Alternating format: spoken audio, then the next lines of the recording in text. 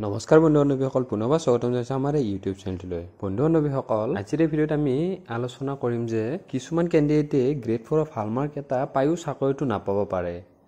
তাৰ ৰিজনটো আমি আলোচনা কৰিম, কিয়নো বহুতে হালমাৰ্ক পোৱাৰ পিছতো এটা চাকৰি নাপাব গ্ৰেড 4ত। তেতিয়াহ'লে বন্ধু বান্ধৱীসকল, সকলো কথা আজিৰ ভিডিঅ'ত আমি আলোচনা কৰোঁ। সকলোৱে জানে যে আছাম ডাইৰেক্ট ৰিক্ৰুটমেণ্টৰ দুটা কেটাগৰী আছিল, গ্ৰেড 3 আৰু গ্ৰেড 4। আৰু গ্ৰেড 3 গ্ৰেজুৱেশ্যন কৰা, মাষ্টাৰ্ছ কৰা সকলে এপ্লাই কৰিব পাৰিছিল। মানে গ্ৰেজুৱেশ্যন কমপ্লিট কৰা সকলৰ বাবে গ্ৰেড 3 আছিল, আৰু যিসকলে হাই ছেকেণ্ডাৰী পাছ কৰিছিল সেইসকলে অকল গ্ৰেড 4তে এপ্লাই কৰিব পাৰিছিল।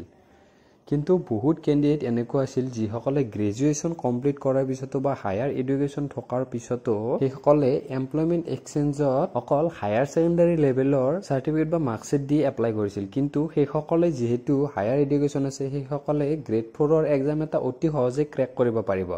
কিন্তু যিসকলে এনেকুৱা ধৰণৰ কাম কৰিলে বা এমপ্লয়মেণ্টত এডুকেশ্যনটো কমাই ল'লে, সেইসকলে এই চাকৰিটো নাপাব গ্ৰেড 4ৰ। যিহেতু অফিচিয়েল নটিচনত লিখা আছিল যে অকল যিসকলে হায়াৰ ছেকেণ্ডাৰীত পঢ়ি আছে বা হায়াৰ ছেকেণ্ডাৰী পাছ কৰিছে সেইসকলেহে গ্ৰেড 4ত এপ্লাই কৰিব পাৰিব।